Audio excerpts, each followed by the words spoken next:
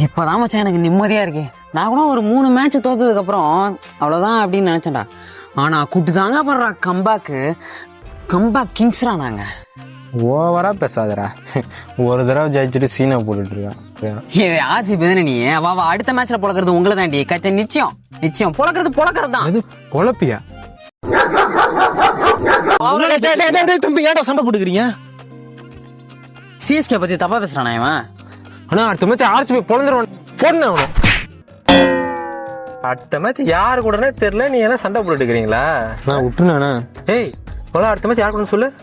ஆனா இல்லைண்ணா, இவன் தானே அடுத்த மேட்ச் சிஎஸ்கே கூட சொல்லலாம். ஏண்டா இதுவே தெரியல, இதுல நீ ஆர்சிபிக்கு சப்போர்ட்டா?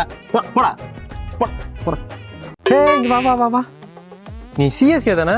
எங்க சிஎஸ்கே கேப்டன் யாருன்னு சொல்லு. தோனிண்ணே. தோனியா? ஆமாண்ணே, அவரு தானே விக்கெட் கீப்பிங் பண்றாரு. டேய் இன்னும் அவர் இந்த சீசன்ல விளையாடவே ஆரம்பிக்கலடா. நீ ஐபிஎல் பாத்திருக்கியா இல்லையா? சரி அது விடு. விக்கெட் கீப்பிங் பண்ணா கேப்டன் உனக்கு யாரா சொன்னா? நான் தானே. போடா என்ன பாரு. ஐபிஎல்லா பார்க்காம ஐபிஎல் சண்டை போட்டுட்டு இருக்கானுங்க.